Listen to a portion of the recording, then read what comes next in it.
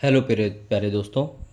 एक बार फिर मैं आपका दोस्त होस्ट आप सबके सामने हाजिर हूँ फिजिक्स बाय गुरुजी क्लासेस को लेकर के। अभी तक हमने पढ़ा था कि मोशन क्या होता है। आज का जो हमारा नया टॉपिक है ना, या नया चैप्टर कहें, मैंने न्यूमेरिकल तक कराया था मोशन के। जो हमारा नया चैप्टर है, क्लास 9th का चैप्टर नंबर 2 है बेटा फिजिक्स का।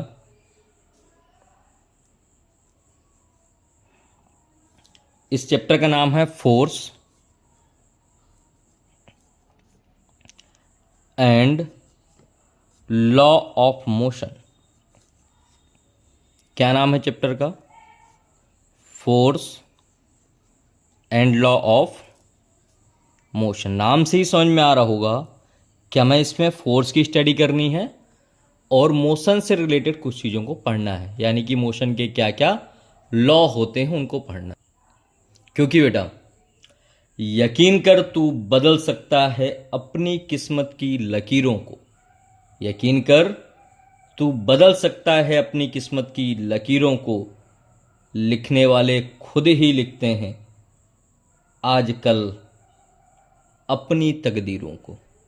समझे? लिखने वाले खुद ही लिखते हैं आजकल अपनी तकदीरों को। सबसे पहले तो ये जानते हैं कि इस force and law of motion नामक चैप्टर में बल तथा गति के नियम नामक पाठ में हमें क्या क्या पढ़ना है। इसके पहले हमने क्या पढ़ा था? गति तथा गति के समीकरण। अब क्या पढ़ना है? बल तथा गति के नियम, force and law of motion. तो अब कंटेंट की बात करते हैं। किसी चैप्टर की शुरुआत के पहले अगर हमें यह मालूम हो कि हम उस चैप्टर में क्या क्या चीज़ें पढ़ने वाले, क्या क्या कंटेंट होने वाला है, तो हमारा ज़्यादा आसान हो जाता है उस चैप्टर को समझना। तो इस चैप्टर में सबसे पहले तो हमें स्टडी करनी है फोर्स के बारे में कि व्हाट इज फोर्स। देन हमें पढ़ना है Newton's law of motion. Law of equation अलग है बेटा, इक्वेशन ऑफ मोशन अलग है, लॉ ऑफ मोशन अलग है, तो इस चीज में कंफ्यूज मत होना। नेक्स्ट टॉपिक जो हमें पढ़ना है, इन्हीं की डिटेल स्टडी करते हुए चले जाएंगे हम। Law of conservation of momentum. क्या पढ़ना है हमें नेक्स्ट में? Law of conservation of momentum. चीज़ों को बड़ा ही क्लियर, बड़ा ही सिंपल वे पे समझना। जहाँ पर दिक्कत हो वहाँ पर मुझे कमेंट करके ज़रूर बताना। नंबर 4 पार्ट में पढ़ेंगे हम फ्रिक्शन अर्थात घर्षण के बारे में। नंबर 5 हमें इसी चैप्टर में पढ़ना है प्रेशर के भी बारे में कि प्रेशर क्या है। नंबर 6 इसी चैप्टर में हमें एक फोर्स और पढ़ना है जिसका नाम है बाउंसी या ब्योंसी फोर्स। और last but not the least हम पढ़ेंगे डेंसिटी के भी बारे में। तो इस चैप्टर में, या इस जो हमारा नया चैप्टर है, यहाँ पर हम क्या क्या चीज़ें पढ़ने वाले हैं? Force, Newton's law of motion, law of conservation of momentum, friction, pressure, buoyancy and density के बारे में। तो सबसे पहला बिंदु हमारा यहाँ पर क्या होना चाहिए? हमें किसके बारे में सबसे पहले स्टडी करनी चाहिए? तो सबसे पहला ही पॉइंट हमारा क्या लिखा हुआ है? फोर्स अर्थात बल। तो फोर्स क्या क्या चीजें करता है? तो फोर्स एक तरीका एक्सटर्नल एजेंट है जो कि किसी बॉडी को मोशन में लाने में, उसकी स्पीड को चेंज करने में, डायरेक्शन को चेंज करने में, शेप को चेंज करने में काम आता है। यानी अगर कोई बॉडी रेस्ट में पड़ी हुई है तो उसको बेटा मोशन में कन्वर्ट कर देगा। अगर कोई बॉडी मोशन में है तो हम फोर्स लगाकर उसको रोक सकते हैं। एक बॉडी है जो इस डायरेक्शन में जा रही है, अगर मैंने फोर्स लगाया तो इस डायरेक्शन में जाने लगी। कोई चीज है उसका शेप ऐसा था, हमने उसको और प्रेशराइज किया तो शेप ऐसा हो गया, तो शेप को भी चेंज कर सकते हैं। फोर्स क्या है? एक एक्सटर्नल एजेंट है। सबसे पहले फोर्स क्या है? एक एक्सटर्नल एजेंट है जो कि किसी बॉडी को मोशन में चेंज कर सकता है, रेस्ट में ला सकता है और उसके शेप एंड साइज को भी चेंज कर सकता है। तो देखो फोर्स क्या हुआ, कैसे डिफाइन करोगे आप? तो इसको लिखने के लिए द एक्सटर्नल एजेंट, सबसे पहले किसके बारे में बात कर रहे हैं? फोर्स। कैसा एजेंट है? The external agent which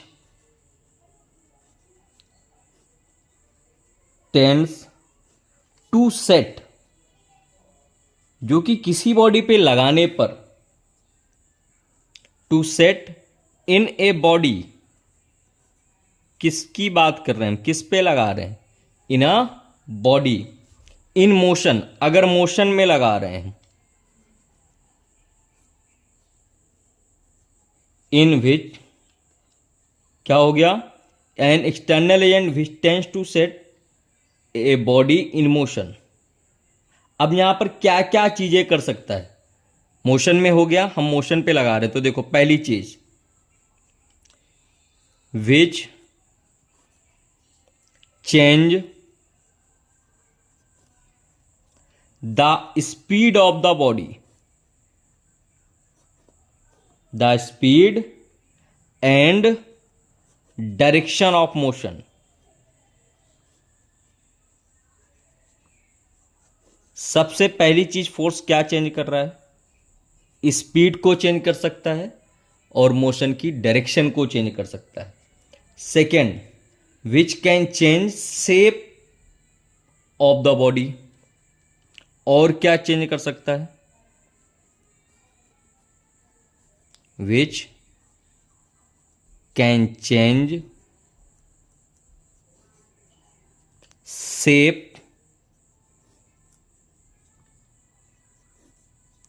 of a body.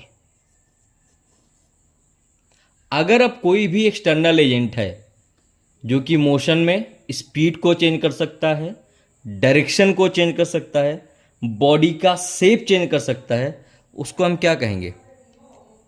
It is known as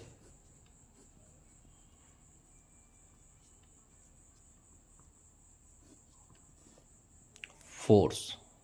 क्या कहोगे आप उसको? फोर्स कहोगे। एक ऐसा एक्सटर्नल एजेंट जो किसी बॉडी की शेप को चेंज कर सकता है, बॉडी मोशन में है तो उसको रेस्ट में ला सकता है, या तो बॉडी की स्पीड को चेंज कर सकता है और डायरेक्शन को चेंज कर सकता है, तो ऐसे ऑब्जेक्ट को या ऐसे एक्सटर्नल एजेंट को हम फोर्स कहेंगे। अगर सिंप्लीफाई इसको डिफाइन करें तो the external agent which tends to set a body in motion, जो कि किसी बॉडी को मोशन में सेट करने के लिए लगाया जाता है, और which change the speed and direction of motion, जो किसी बॉडी की डायरेक्शन और स्पीड को चेंज कर सकता है, और which can change the shape of a body as well, जो कि बॉडी के शेप को भी चेंज कर सकता है। It is known as force. अगर इसकी यूनिट की बात करें कि भाई कितने यूनिट का फोर्स हम लगा सकते हैं, तो unit of force, unit of force is Newton. क्या यूनिट होता है फोर्स का? न्यूटन होता है। फॉर्मूले की बात करें तो फोर्स इक्वल होता है मास इंटू एक्सलेशन। अभी ये समझ लो कि ऐसा होता है, कहां से आया क्या आया ये मैं आगे चल के समझा दूंगा। तो F is denoted as force, M is mass, A is acceleration.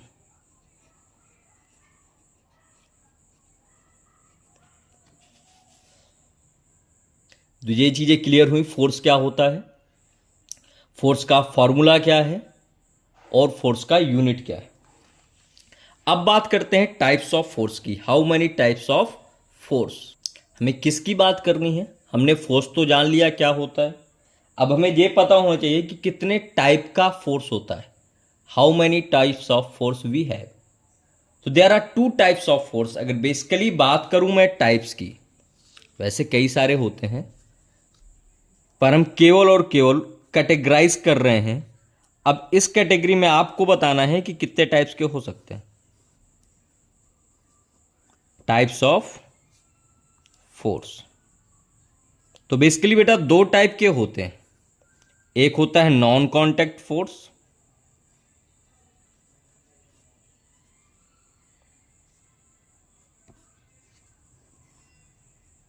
और एक होता है कांटेक्ट फोर्स।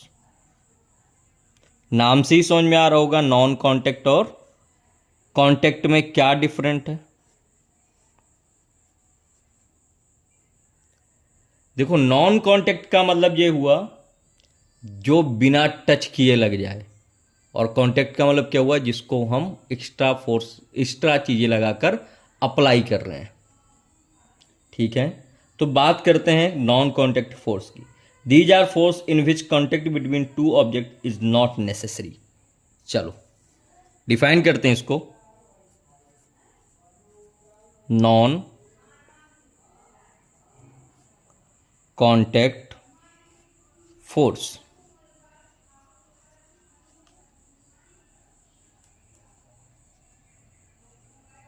क्या होता है non contact force?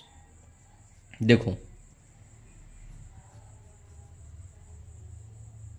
these are the forces, these are the forces in which contact between two object, in which contact between two object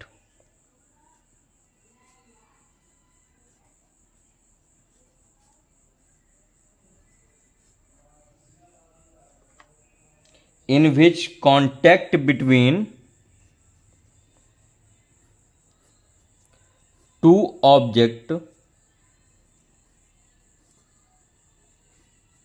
is not necessary।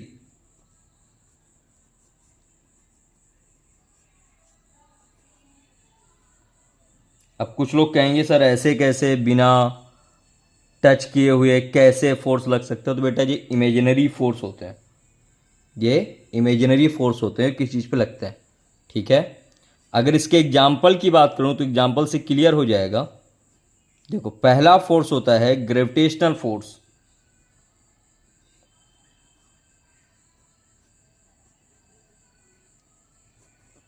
पहला force कौन सा है? ग्रेविटेशनल फोर्स है जो non contact force है। दूसरा है electrostatic force.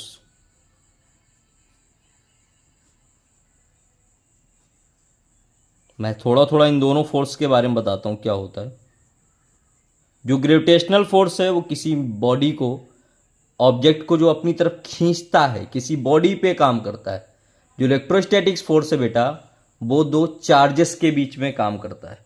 Electrostatics beach force which act between two charges and gravitational force which act between two body.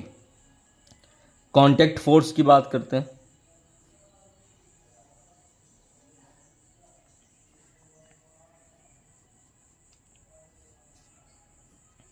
देखो कांटेक्ट फोर्स के लिए ये मेरे पास एक सरफेस है, बहुत चिकना सरफेस है, कोई फ्रिक्शन उक्शन नहीं है इस पर। यहां पर एक बॉडी रखी हुई है, एक बॉडी इसके जस्ट ऊपर रखी हुई है। इस बॉडी का नाम ए है, इस बॉडी का नाम बी है। अगर मैं इस बॉडी को आगे की तरफ F1 फोर्स से खींचता हूं तो ये जो बॉडी है ना ये पीछे तरफ कुछ ना कुछ फोर्स तो लगाएगी। लाइक दैट आप साइकिल चला रहे हो, अपनी साइकिल में आप इस डायरेक्शन में अगर जा रहे हो तो हवा का बहाव आपको पीछे खींचने की कोशिश करता है। अगर हवा सेम डायरेक्शन में चल रही है तो आपकी स्पीड क्या होती है? बराबर होती है।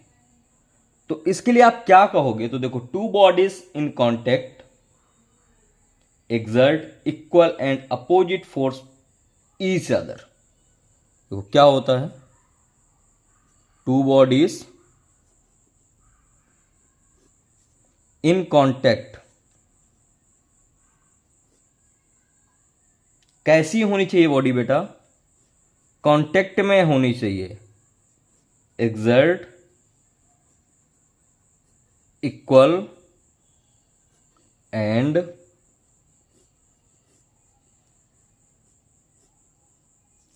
Opposite force to each other. अगर कोई बॉडी कांटेक्ट में है तो वो एक दूसरे पर इक्वल एंड अपोजिट फोर्स लगाती है। फोर्स समझ में आया? जहां भी आपको कहीं पर भी समस्या आती है प्लीज़ मुझे कमेंट करके बताओ। मेरे चैनल को लाइक करो, शेयर करो और सब्सक्राइब करो अपने दोस्तों के साथ। मैं यहाँ पर सारी चीज़ें दूंगा आपको। यार एक चीज़ मेरी सुन लो, वक्त के साथ खुद ही ढलना सीख ले, भीड़ से निकल अकेला चलना सीख ले। जितनी ज़्यादा मेहनत उतनी ज़्यादा रौनक और उतना अच्छा future. Thank you, bye bye. मिलते हैं नेक्स्ट टॉपिक पे जिसका नाम होगा न्यूटन लॉ ऑफ मोशन पे। तब तक के लिए जय हिंद, जय भारत।